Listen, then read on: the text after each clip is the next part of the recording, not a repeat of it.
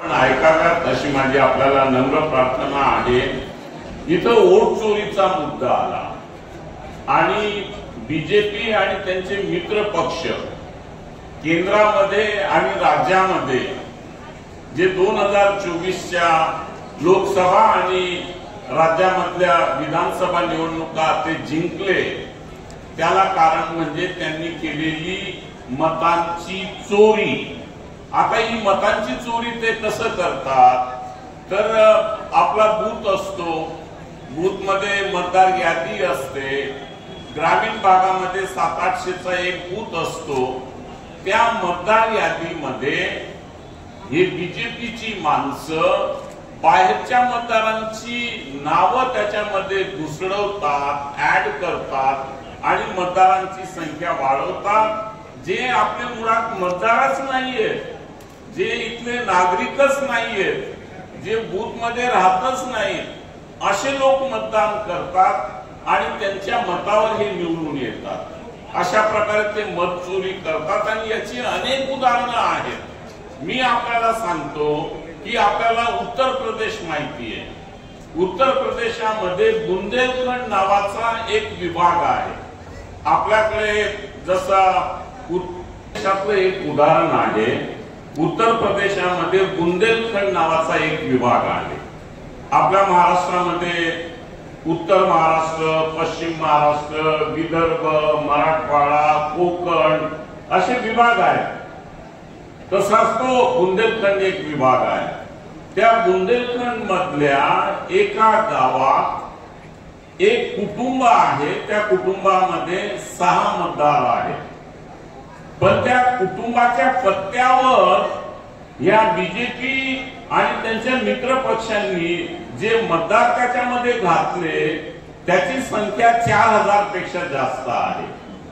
आणि म्हणून आपण एक गोष्ट लक्षात घेतली पाहिजे की आपला नाव मतदार म्हणून ज्या बूथ मध्ये आहे, तर आपल्या पत्त्यावर आणखी काही नवीन मतदार तर नोंदवले गेले नाहीत ना, ते आपण पाहिलं पाहिजे।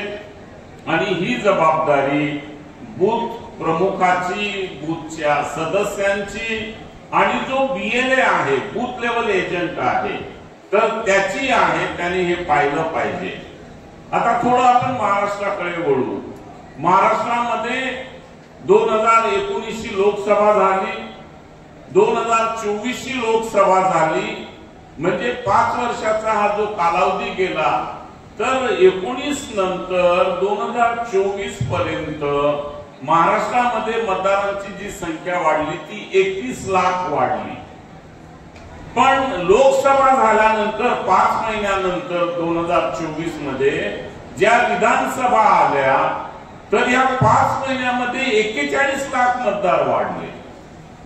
हे कसं काय वाढले तर हे या पद्धतीनं वाढले, कोणाची तरी नावं टाकायची, त्या नावांवर मतदान करायचं आणि बीजेपीच्या आणि मित्र पक्षाच्या उमेदवारांना निवडून आणायचं।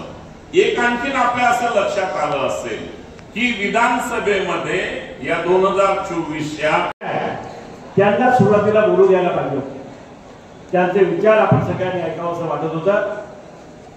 मध्ये जर आपण कार्यकर्त्यांना संधी दिली, परंतु निश्चितपणे त्यांचे हे विचार आपल्याला काँग्रेस पक्षासाठी खूप महत्वाचे आहे।